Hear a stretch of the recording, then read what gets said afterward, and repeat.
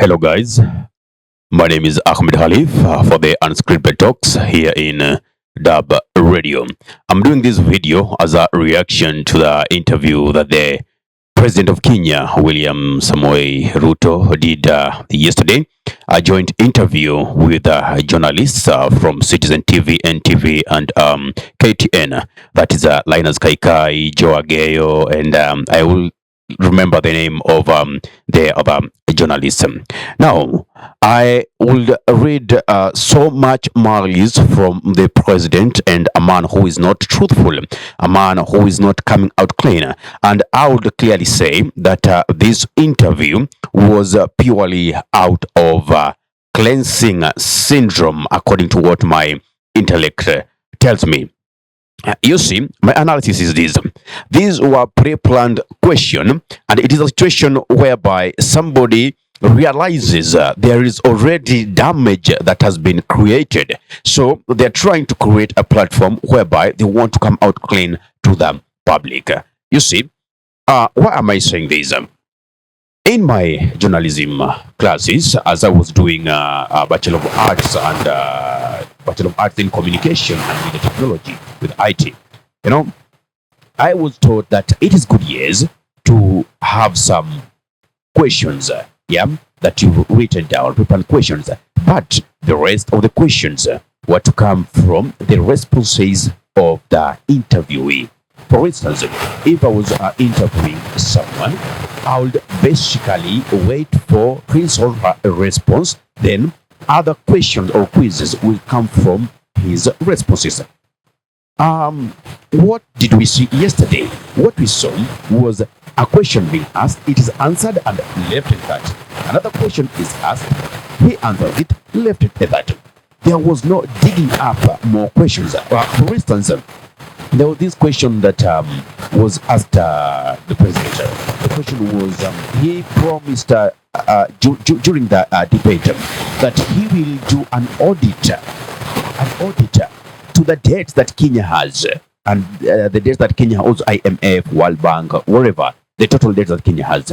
Now, that was a promise made by then. He became a president. There was another joint interview. He was asked the same question. And also yesterday, he was asked about the same question. What was his response? Immediately after this interview, because he was still, when? The question is, when? When are you going to do this? When? What did he answer? That immediately after this interview. Isn't that clear deception? They again considered and are planning to form a new multi-sectoral committee. Allow me to call it NADCO 2. I can attest to this. Any committee reports which requires action of Kenyan Parliament are as dead as a dodo. What happened to the report of fake fertilizer? From my experience, I can conclusively say that Parliament is heavily patronized, desecrated, defiled, and lost credibility of majority of Kenyans. What do you expect from a parliament which sneaks an agenda without going through the House Business Committee as per the standing order? Then he goes ahead and says this. Multi-sectoral committee will be another theatric to buy time and scatter the already compounding voice of the disappointed youth of Kenya. It's my opinion that this will be another round of pounding water in court. No matter what energy is inputted, no ugali will come out of it. To the Gen Zs, this is your constitutional moment. Those of us before you do agree we were deceived, subdued, and lost it. A reason why systems aren't functioning right now in your favor. No wonder you are up and about greeting us in your absurd styles. My advice is seize it and press for change.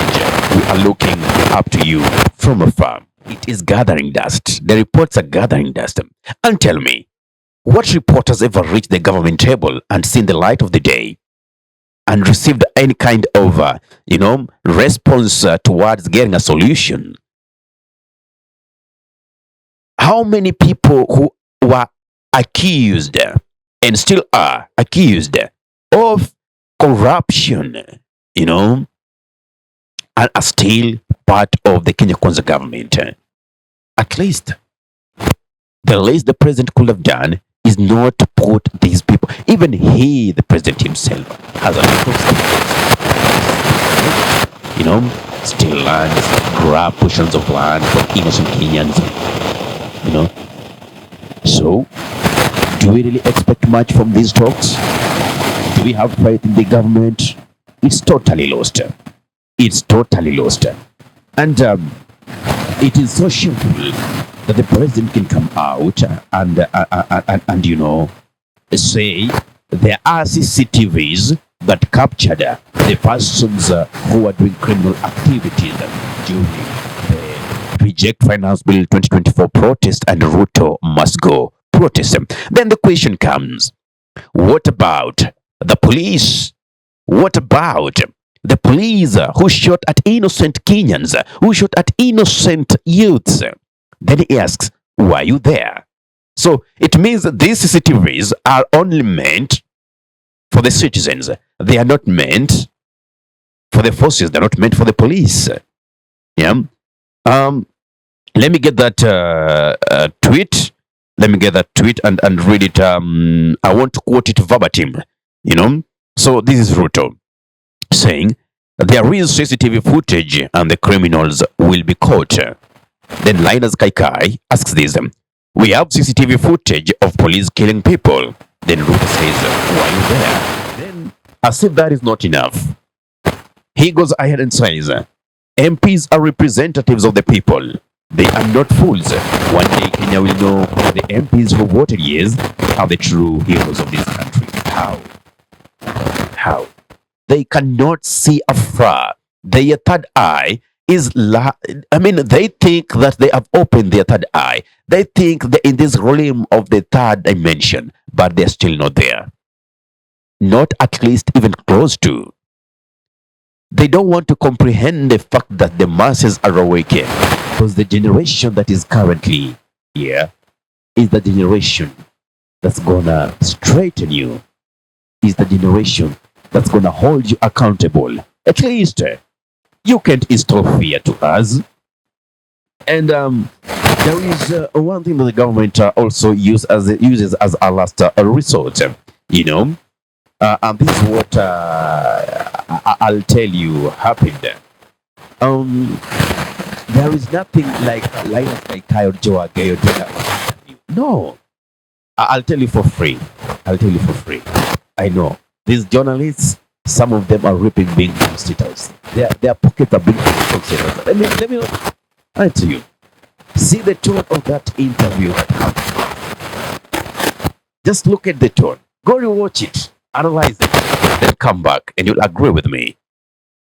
Yes. Ask me tough questions. I'll respond to them in whichever way I respond, but don't ask more questions after that.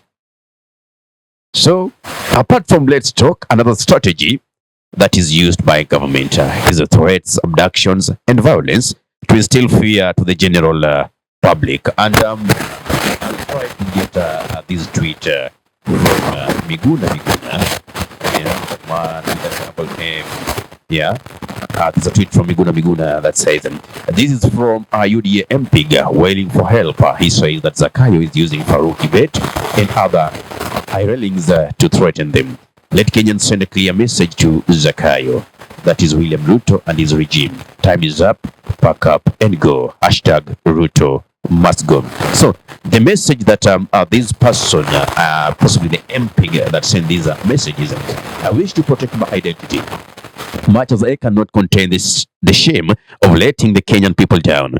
I am a Kenya Kwanza MP who, by writing this, will hopefully be free from the bloodshed caused as we watch our children and all of you who put us into office suffer. We have sacrificed Kenyans, and I will be honest with you. Ruto threatens us too, directly using Farouk Kibet and using other institutions. We are like hostages held at gunpoint. My instincts and for the fear of God tell me that we should all resign, for we have failed you and sold you, but it is not that easy for us. Ruto was given shoot to kill orders.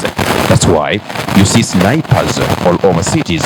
We would rather our children and relatives die, but then he remains powerful. I am ashamed and guilt has taken over me. Our people, Ruto has vowed to come hard at everyone After he controls the current situation, even bloggers will be taken one by one. We can pretend that God is watching us all. We don't deserve you that elected us. We don't have a sane or sober government. Kenya has been sold to the West. Ruto doesn't care. And if we love God, it's time we speak the truth. My prayer is that God gives you the tenacity to soldier on and save Kenya from this tyranny. Not even MPs are safe, and they can attest that. If you spare Ruto, he will never spare you. He will rule like a dictator and extend his stay in power. If anything happens, at least I said this, and the guilt has been taken off my shoulders. May God save Kenya at this point in time. If it's not a game, if what is written there is true, then Genesis means we have work to do. You know, wherever there is smoke, there is fire. Absolutely. In Swahili we say, dalili ya mvua ni mawingu na penye moshi kuna moto. Sasa ni wakati wetu vijana tuweze kuamka na kuipambania nchi yetu. Kwa timba kali za Afrika, DURB Radio ndio mpango mzima.